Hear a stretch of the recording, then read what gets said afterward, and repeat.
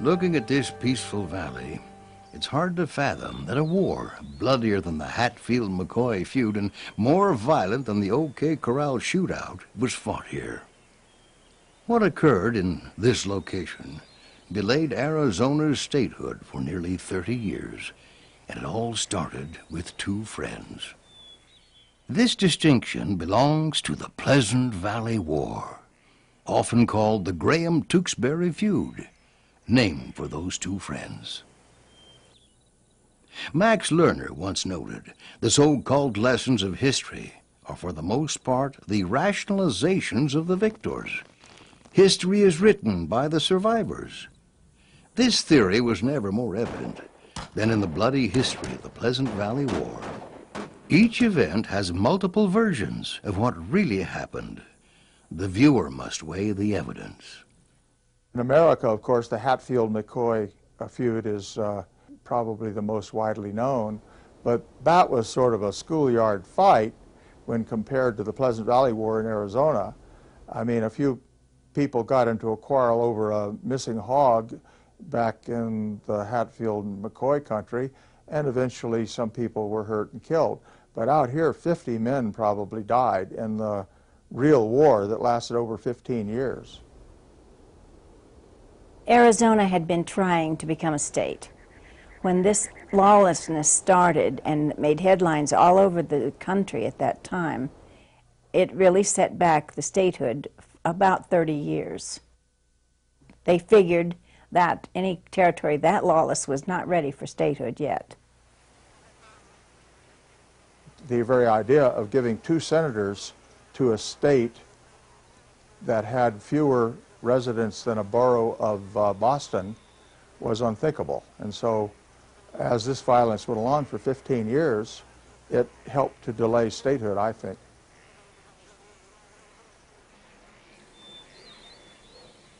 Certainly it was a wonderful place, being a beautiful valley and being with lush grass, knee-high, to go and escape whatever your past might have been. And certainly a lot of young men took advantage of that. Some had been outlaws before, some had been in prison before, prison escapees before. It was a good place simply to get away from the world, but it probably didn't work any better in those days than it does today for people coming to Arizona to escape their past. In 1881, John Tewksbury Sr. brought his family of 4 sons and a new wife to the Pleasant Valley area in the Arizona Territory. The boys were named John Jr., Frank, Jim, and Edwin. The boys' deceased mother was an Indian, making them half-breeds. Whether or not hatred along racial lines played any part in the brutality that followed is open to debate. Edwin Tewksbury would become the central figure of the feud and came to be known as the Last Man. Well, Edwin Tewksbury, what kind of a person was he? He was a guy not to mess with. There was ample accounting of how good he was with a gun and how he wasn't to be trifled with. He was a man of impeccable personal courage and behavior. I think toward the end of his life he probably drank more than he should have, but he also never wavered in his loyalty toward those he deemed to be his friends. The Tewksburys were known for their tremendous string of excellent horses, and the Pleasant Valley ranges were choice lands for their enterprise.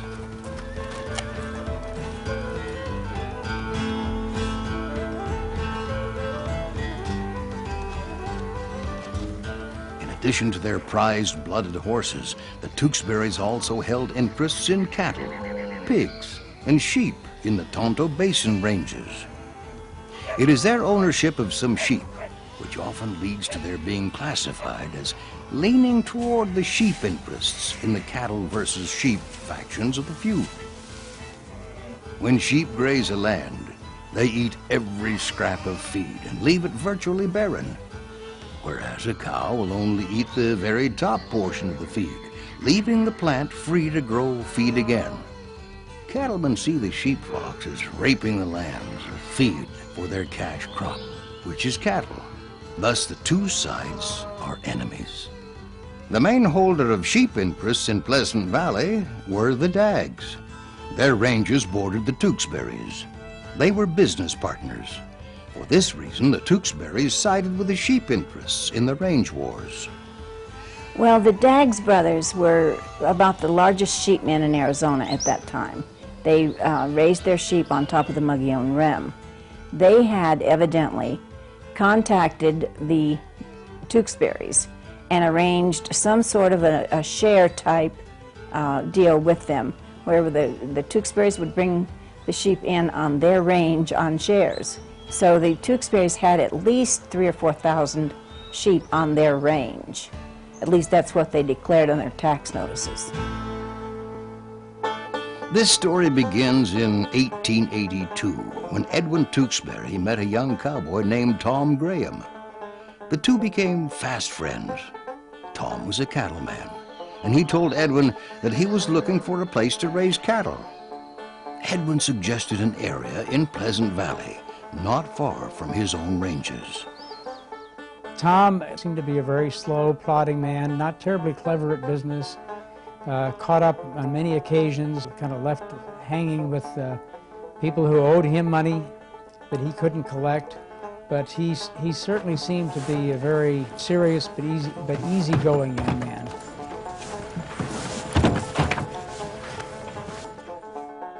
Tom Graham met Edwin Tewksbury in a bar in Globe, and Edwin told Tom how great Pleasant Valley was as far as raising cattle, and what a beautiful place it was. And Tom Graham told Edwin Tewksbury that he was interested in starting his own cattle business, and that he and his brother John Graham were looking for a place to set up a spread, so to speak. Edwin took Tom Graham to Pleasant Valley and showed him around. Tom was pretty impressed with the place, and eventually brought his brother John and their half-brother Billy into Pleasant Valley. And the Tewksburys actually helped them build a cabin. Later on, the bad blood occurred. For 2 years, the Grahams and Tewksburys worked together and considered each other to be friends. They often teamed up on ventures. One of those proved to be rustling cattle to fatten their own herds. In the West, cattle and horses were often the targets of rustlers who were quick to slap a brand on an unbranded animal. Well, everybody was rustling from everybody else. There's an old saying in the West that you never eat your own beef. And there's another saying in the West that some years we had phenomenal calf crops. Some of our cows had 4 or 5 calves, which is genetically unheard of. The outlaws from Texas and New Mexico had come into here. They would steal horses from the north, bring them through Pleasant Valley, and rest, and then they would go on to the Phoenix area. They would steal horses down there, bring them back through Pleasant Valley, and take them up as far north as Colorado to sell them. Another favorite trick was to alter a brand by using a running iron, which is a bent piece of steel that rustlers use to make either curved or straight lines, depending on which way the hot metal branding implement touched the hide. I've seen somewhere that an old Arizona cowman said that he was incapable of writing his own name, but he could draw the U.S. Constitution on the side of a cow with a running iron. Branding was the chief identifying mark for claiming ownership of stock. If a cow or horse was unbranded, or another brand could be developed out of the existing brand, then ownership of the animal was simply transferred to the rustler.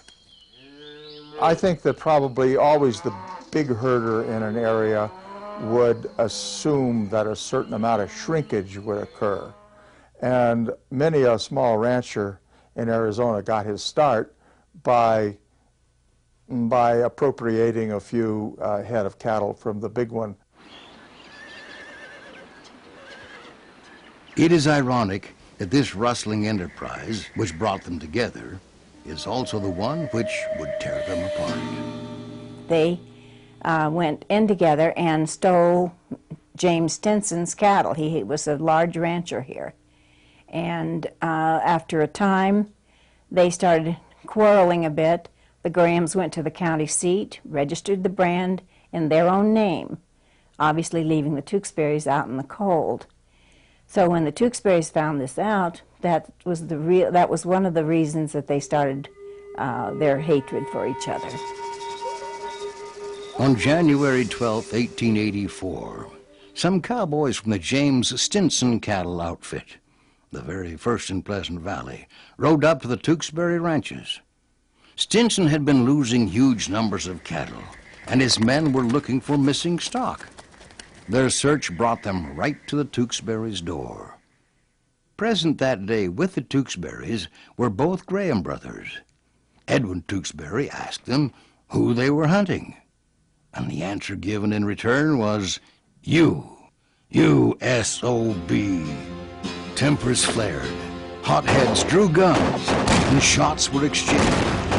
Edwin Tewksbury shot 16-year-old Elisha Gilliland in the back as his horse reared. The shooting of Gilliland was the first blood spilled in what would soon become a very bloody war.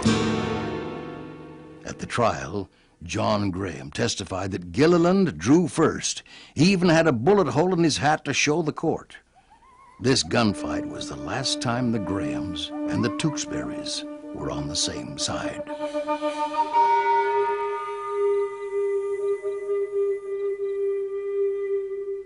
Soon after the gunfight, trial, and acquittals, James Stinson approached the Graham brothers with a proposition. He asked them to help protect his cattle interests. In order to do this, they would have to turn on their friends and neighbors, the Tewksburys. The contract that James Stinson and the Graham brothers entered into was actually recorded as an official document in the courthouse in Prescott, Arizona. This is not legend, it's not a myth, it actually happened. And within 6 months, this happened in 1884, the Grahams had satisfied themselves that they had enough evidence to accuse the Tewksburys of cattle rustling. Maybe the Tewksburys' interest in sheep facilitated this mutiny by their close friends.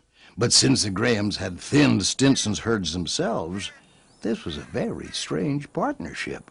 For each conviction that the Grahams, as range detectives, could bring, they were going to get 20 head of cattle as their reward. They went about their business pretty efficiently. What this precipitated was, upon the Tewksburys, was a necessity to travel these huge distances to appear in court for various kinds of charges, and they had ample time to be angry about that and eventually probably seek revenge. As evidence of the Tewksburys' rustling, the Grahams confessed to taking part in it with them. The judge awarded an acquittal for all defendants and cited the Grahams for perjury. What had been a close friendship quickly turned into a bloody nightmare. In late 1884 or early 1885, the Blevins family acquired the ranch at Canyon Creek. Some accounts say that Andrew Arnold Blevins, more widely known as Andy Cooper, the oldest Blevins boy, moved into the ranch house of a Mormon family while they were away in Salt Lake City. Another version had Andy Cooper forcing the family off the land at gunpoint and allowing them to take only what they could carry. Whatever the truth is, Canyon Creek Ranch became the central location for Andy's cattle and horse-stealing ventures. Andy Cooper was a hot shot. He liked to brag. He liked to drink. He was totally lawless, as far as I can tell. He had no sense of justice, no respect for anybody. Low life, nasty, mean, opportunistic, a guy without any real moral restraints whatsoever. Andy went by the alias of Cooper because he was on the run from the law in Texas, where there was a warrant for his arrest on a charge of murder. When he settled on Canyon Creek Ranch, he sent for his family to follow him west from Texas. Considered soft-spoken and honest by friends and family, Andy was considered ruthless and without moral conviction by everyone else. Andy's father, Mart Blevins, more widely known as Old Man Blevins, had 4 other sons whom a newspaper of the day called Chips off the Old Block. In addition to Andy, there was a Hamp, Charlie, John, and Sam Houston Blevins. Together, the Blevins gang led horse and cattle stealing raids on the areas surrounding their ranch. Avid haters of sheep and sheep interests, the Blevins gang soon came to be associated with the Grahams and the cattle interests in the feud. Andy Cooper's involvement in the brutality would become the stuff of infamy. In February of 1887, the bloodiest year of the feud began with the discovery of the body of a sheep herder. Reporters said that this body was riddled with bullets, and that most grisly of all, his head was missing.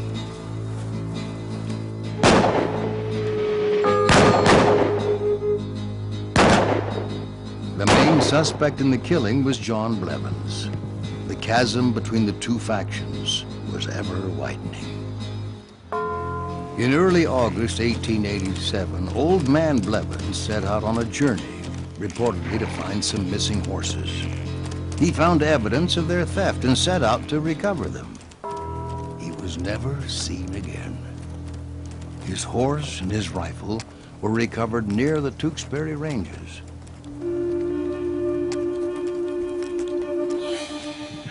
On August 9th, a small search party was assembled to search for Old Man Blevins. The group, consisting mostly of those associated with the Graham faction, including the Blevins, came to the Middleton Ranch, owned by Tewksbury sympathizer George Newton. They were met at the door by Jim Tewksbury. According to different testimonies, Johnny Payne knocked on the door with either his knuckles or the butt of his pistol. And at that time, Jim Tewksbury reportedly asked him, "What do you want?" He said, "We're hungry, we want something to eat." Jim Tewksbury replied, "This ain't no damn boarding house." And from there, different testimonies as to what happened, but the shooting started right after that. Johnny Payne, Hampton Blevins were killed, and Tom Tucker and Bob Glaspie were wounded. The thing is that the Tewksburys, of course, wanted to place the blame on the affray squarely on the shoulders of Hamp Blevins. Hamp, from his photograph, appeared to only have one arm. And they claimed that while on horseback, Hamp started to draw his gun and fire upon them. And it seems like it would be a little bit difficult task for a one-armed man to do that on horseback. Inside the cabin was almost the entire Tewksbury faction of marksmen, with guns trained on the riders. Hamp was the second Blevins to be killed in less than 2 weeks. When the Grahams returned a couple of days later to retrieve and bury their dead, they found the Middleton cabin abandoned by the Tewksburys. Before leaving, they burned it to the ground.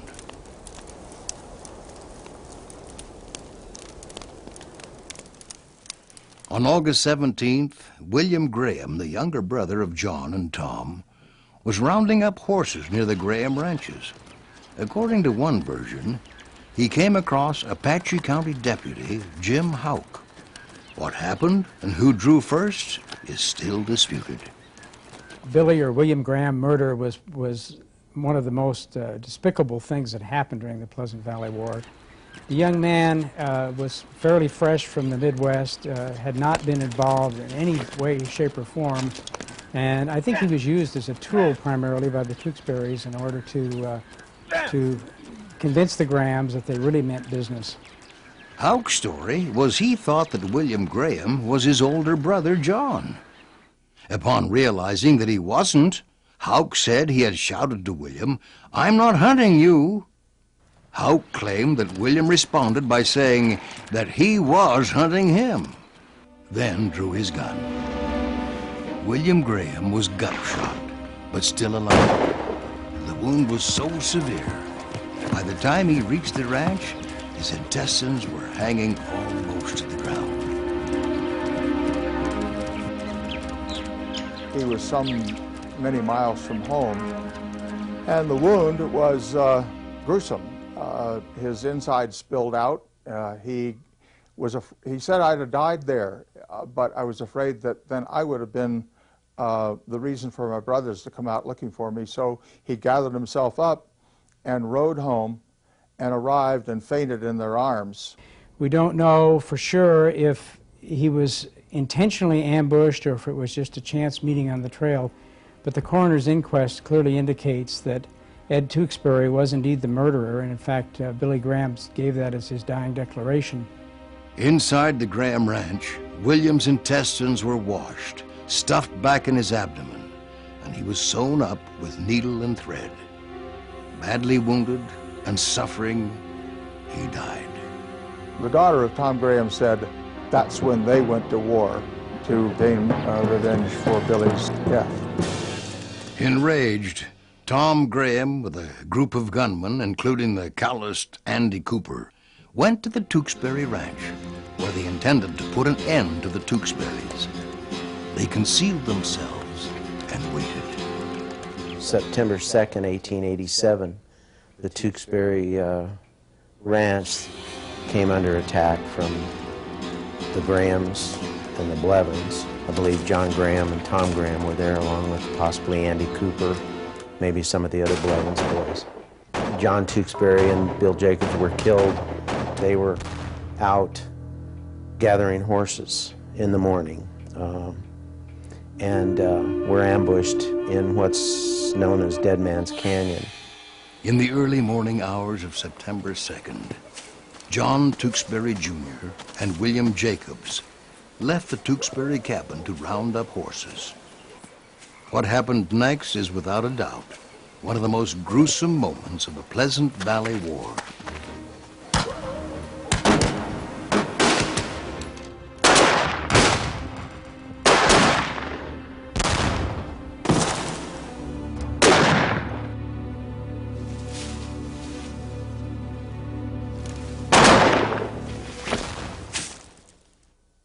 The only man to ever lay claim to the killings was Andy Cooper.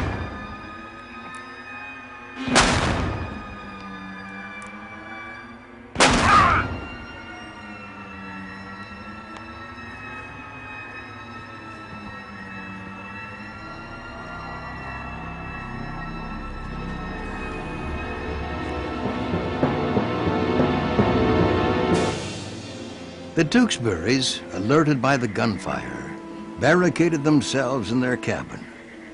The Graham forces then began a gunfight with the Tewksburys that reports say lasted 10 days.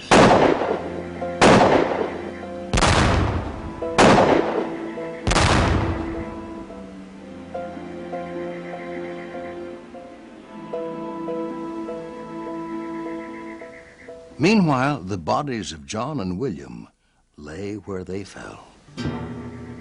Wild hogs came upon the bodies and began a grisly feast.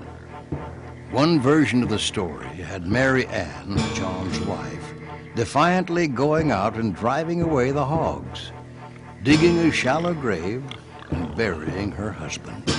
The cowboys who had just ambushed her husband allowed her to carry out this task.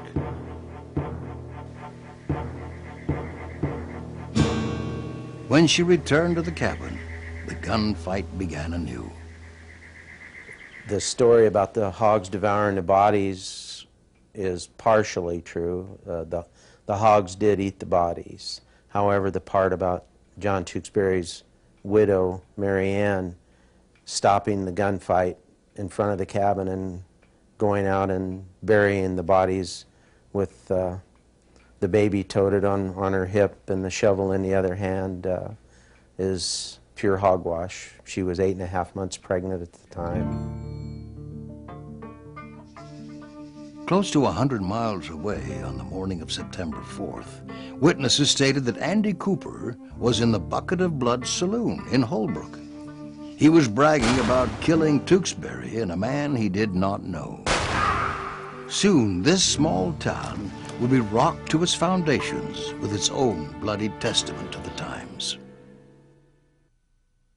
In 1887, Holbrook, Arizona, had less than 300 citizens. The town had the Atlantic and Pacific railroads coming through. Drunken cowboys and revelers reportedly shot up the town on a regular basis. One report as to how the Bucket of Blood saloon got its name was that a member of the infamous Dalton gang killed 2 Mexicans right in the doorway. By the time the law arrived, they had bled a bucket of blood. Commodore Owens drifted into Arizona territory around 1881 and quickly made a name for himself with his gun. Commodore Owens was, I think if I had lived at that time, he would have been my hero. He was honest in all his dealings. He kept his sheriff's records down to the postage stamps. I mean, he kept track of every penny he spent. He was quiet, mild-mannered, but he was also probably the best shot in the whole West. His contemporaries said that no one was as good a marksman as he was. Will Barnes, a grassroots historian, claimed to have seen Commodore Owens display his expertise with a pistol on many occasions. Owens nearly always carried 2 revolvers and could draw either with his right or left hand with wonderful speed. Several times on the roundups, I had seen him stand 20 feet from an empty tomato can and keep it rolling and jumping with alternate shots from his 2 guns until the can was torn to pieces. During his tenure as sheriff, a mob assembled to take a prisoner from him, a Mexican who had killed a card dealer. The mob assembled at the jailhouse. Owens stepped out and said, "Before you take him, you'll have to kill me, and there ain't enough of you." The mob is alleged to have taken the high ground rather than face Owens' guns. Indians feared Owens. At first they called him Long Hair, but later he became known as Iron Man or Ghost Man. With regard to these monikers, Little Chief, a Navajo chief, supposedly claimed that they had killed Owens many times. But he either would not die, or by some magic the bullets bounced off him harmlessly. It is told in legend that whenever Owens spotted a party of Indians, he would shake his hair and charge them. Upon seeing the Ghost Man, they would scatter. Rustling and thefts continued, creating great pressures on Owens to do something. He was also criticized by the Indian agents in the area because of his zeal to go into reservations to arrest Indian rustlers. Commodore Owens shot a young Navajo, and the young Navajo's dying words were, "I was shot and killed by Commodore Owens, and I don't know why." Some had supposed that his hatred of the Indians was clouding his judgment. So the Navajos would go in at night and steal 20, 30 horses, and this was hurting the stage company. So they hired Owens to get rid of the Navajos who were stealing horses. Well, he did in short order. And I think that's where all the business of him being an Indian hater arose. I don't really think he was. I think he just hated people who stole things. He hated horse thieves and cow thieves. Owens had a hard time keeping bonded by the wealthy citizens, whose interests he was supposed to be protecting. Citizens wanted Andy Cooper. Will Barnes theorized that Owens knew if he went after Cooper, one or the other was bound to die. Even the newspapers printed theories that Owens feared facing Cooper. Commodore Owens was having trouble with the Board of Supervisors. They came down really hard on him because he hadn't brought Andy Cooper in. And they actually threatened to fire him. They said, you lose your job if you don't bring him in. You've had this warrant for a long time. Now just do it. Whether by fate or by prior knowledge, September 4th found Commodore Perry Owens and Andy Cooper in the same town. The unfolding of the gunfight and the testimonies that followed it are disputed to this day. Commodore Owens arrived in Holbrook in the afternoon and rode directly to the Brown and Kinder livery stable.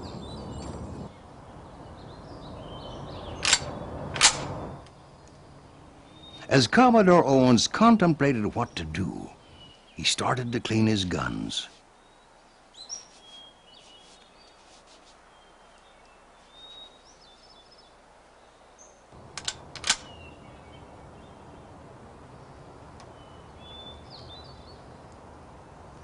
He was met by druggist and sometimes deputy Frank Watrin. Cooper's getting ready to leave.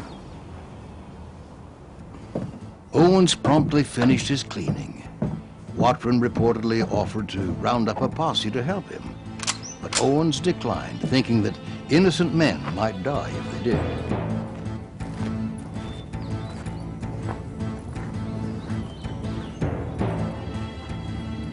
The Lone Gunman, almost scripted by Hollywood, if Hollywood had existed at that time.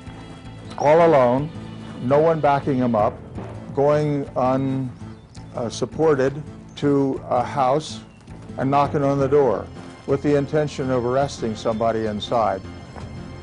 I really believe in the beginning that Commodore Owens hoped he would get Andy at home with his family, thinking that he would not resist arrest if he had the women and children there. I think he was hoping against hope that's what would happen.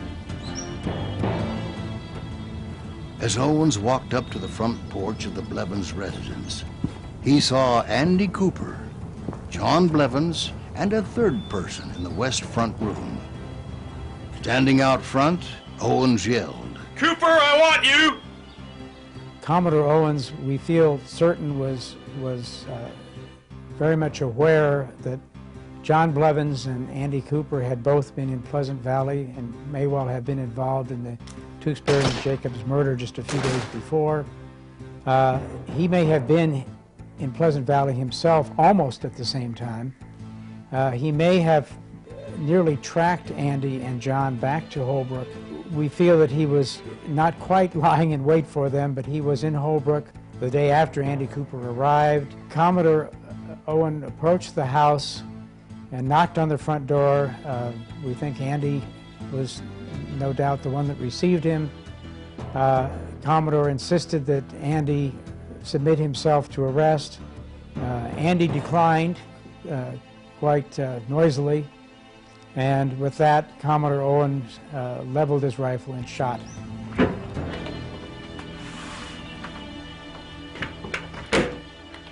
I got a warrant for you, Andy. Yeah, what about?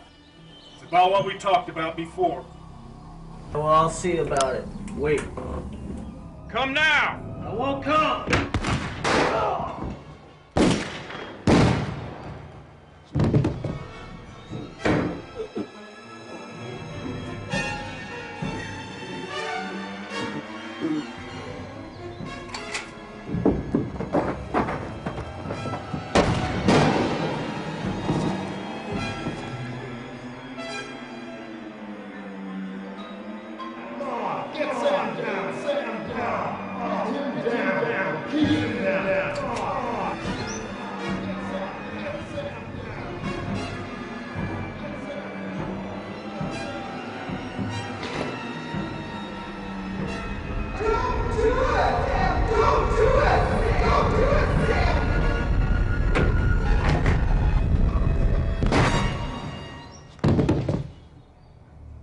Owens waited a moment. When no other gunman came out, he put the Winchester in the cradle of his left arm and turned his back on the house. Samuel Houston Blevins stepped out on the porch with a gun pointed at Owens. And his mother was trying to hold him back, but Sam Houston had the gun pointed toward Owens, and Owens shot him, killed him dead on the spot. His testimony at the inquest, for example, reveal a man who was not given to very many words. I walked up, I said, "Cooper, I want you." Cooper said, "Wait." He said, "I don't wait, I shot him." That's what the testimony says. Quite a guy. As Owens walked away from the bloody scene, Frank Watson approached him and said, "Do you think you got them?" "I know I have," Owens said. "When I draw a bead, I know I've got something." In all the wild events of Arizona's wildest days, there is nothing to surpass this affair for reckless bravery on the part of a peace officer. Owens mounted his horse and left town while the commotion died down. He had stared death square in the face in the image of Andy Cooper, and he had not blinked. Owens returned to St. John's with the warrant for Cooper's arrest that he had gone to serve. Will Barnes reported that across the face of it, Owens had written, "Party against whom this warrant was issued was killed while resisting arrest." Owens' testimony at the inquest into the shooting had him simply saying, "I shot him," when Cooper refused to submit to arrest. Come now! An inquest was ordered into the shootings, especially in the death of the boy. Many testify that over the years, Commodore Owens admitted regret in the killing of Sam Houston Blevins, but he theorized that a boy could pull a trigger just as easily as a man. Commodore Owens stayed in office for only one term. His era was over. You know, he was definitely a frontiersman. He was a guy who shot first and asked questions later. People didn't want that kind of law enforcement anymore. They didn't need it anymore. He'd gotten rid of all the bad guys. He'd either sent them off to prison or he'd killed them. On May 10th, 1919, he died and was buried in Flagstaff.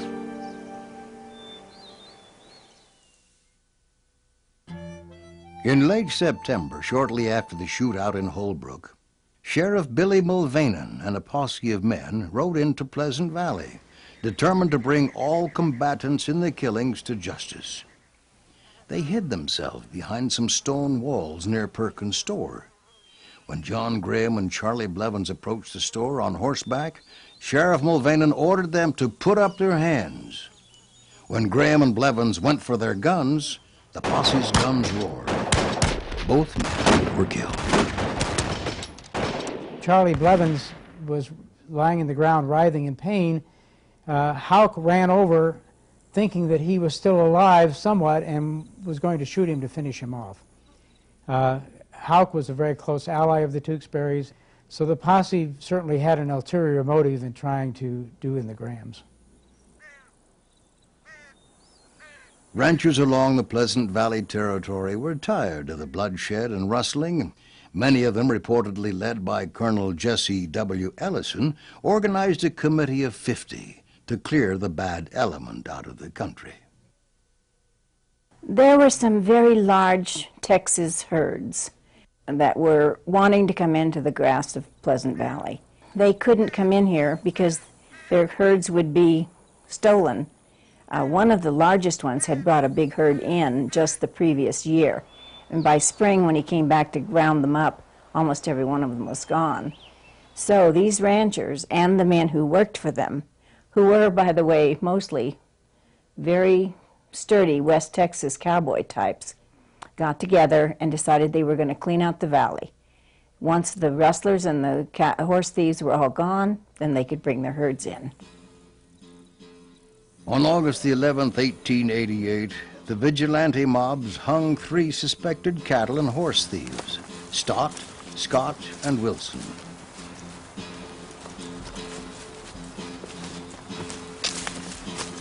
It seems that Stott was the target of the lynching, and a groove on the tree branch served as evidence that he may have been raised and lowered several times before actually being hung to die. Perhaps this was done in an effort to get a confession or more names out of him. Whatever the reason, that shows the cruelty of the vigilantes. The vigilantes always seem to consist of a good contingency of the Tewksbury faction. So we really don't know if the vigilantes enlisted the Tewksburys to help them, or the Tewksburys enlisted the so-called vigilantes to give them a hand. The vigilante force didn't really seem to do much except to do in a few of the Graham sympathizers. If they had really been a vigilante force trying to clean up the area of horse thieves, as they had claimed, they probably would have gone after a lot of other men, conceivably even the Tewksburys, because as the Mormons always reported, they felt, in the early days at least, that the Tewksburys were the biggest horse thieves in Pleasant Valley. Well, today's people, especially the descendants of these men who lived in this time, in this area, should realize that times were different then. Men were different then. Life was very harsh, and especially on a frontier like Pleasant Valley was. There was no such thing as the Miranda rights, no 911, and with all of the appeals that go on for 20 or 30 years after a conviction. There was no law, no judge anywhere around. When they came across something, somebody stealing their cattle, there was only one thing to do, and that was to take care of it themselves. People today have no idea what life was like back then. They don't think it's possible that their great-great-grandfather did something like this. They did, but they had to. And I don't think that any of us should judge those people. Whether it was because of the killing of his brother John by a posse or the threats of vigilante groups, Tom Graham left the Pleasant Valley area and moved his operations to Tempe, Arizona. There he began life anew and full of promise. Tom married Annie Melton, and they soon had a child. He became respected and liked all around the Tempe area, where his new ranch was established. For almost 5 years, Edwin Tewksbury stewed over the vicious murder of his brother John. It was reported that Tom Graham wrote letters to Edwin Tewksbury, threatening to return and kill him. Mary Ann Tewksbury, John's widow, had remarried John Rhodes, a friend of her murdered husband. Many believed that she wanted revenge. Edwin Tewksbury decided that Mary Ann had suffered long enough. If Tom Graham must die for his actions in the Pleasant Valley War, then it was his duty to see it was taken care of, because he had brought Tom to the valley. In the early morning hours of August 2nd, 1892, Tom Graham was loading his wagon in Tempe.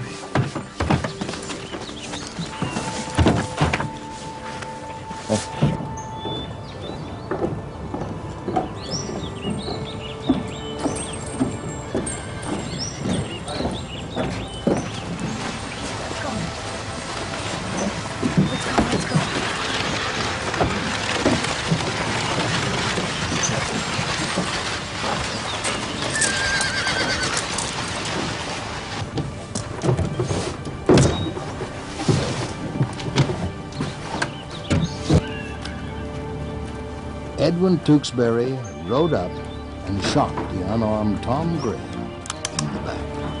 Tom! It's your time!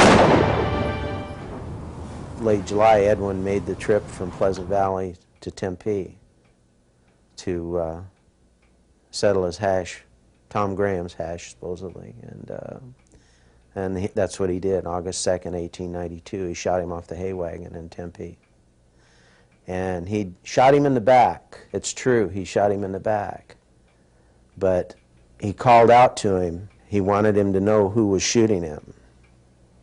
And he said, "It's your turn, Tom, it's your time." And he wanted Tom Graham to know who was shooting him.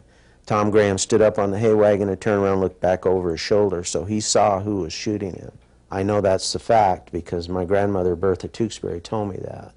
And this is the rifle that Tom Graham was killed with. This was the rifle shot by the last man, Uncle Edwin Tewksbury. Thus ended the bloodiest feud and range war ever fought on American soil. It has been virtually forgotten in history and old Western folklore. Heirs and survivors of the feud, along with historians and authors, differ dramatically on their interpretations of what really transpired.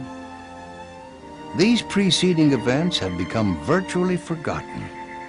If range wars, feuds, and gunfights are going to be remembered for the lessons of history, then the events of Pleasant Valley and Holbrook, Arizona are as vital as any to show the maturity of a state, and even a nation. For this range war was the biggest and bloodiest in American history. The importance of our history cannot be denied, nor the lessons forgotten, if we want to bridge the gap to our not too distant past.